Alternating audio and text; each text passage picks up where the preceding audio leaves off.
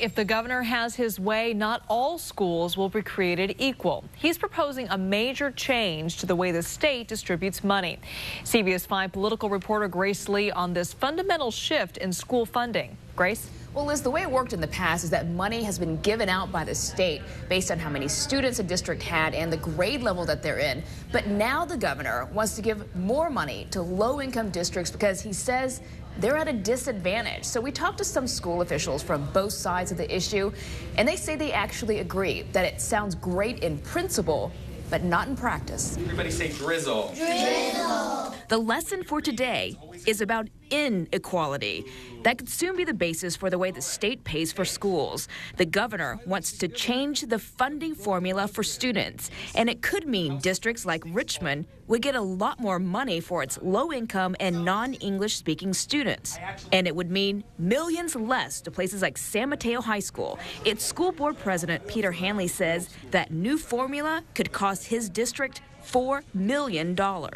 That's a lot of money. I mean, you're talking 5, 6, 7% of our general fund would disappear.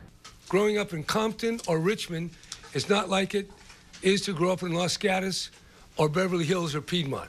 So we recognize that. That is controversial, but it is fair. It's right, and it's just. Governor Brown says he's actually trying to level the playing field for the next generation.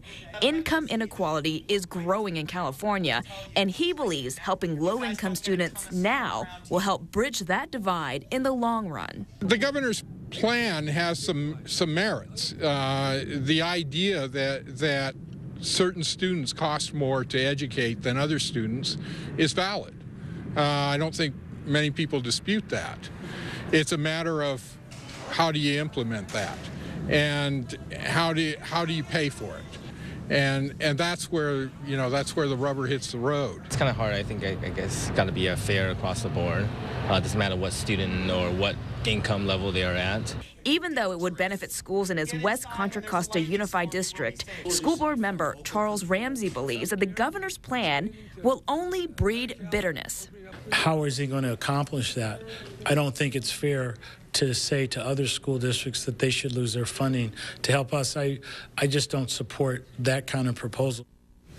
And if you're wondering what happened to all that Prop 30 money, the additional sales tax that you just passed for education, well, it is going to schools, but because there were so many cuts in the last 5 years, this really only brings the schools back to where they started, so just base zero.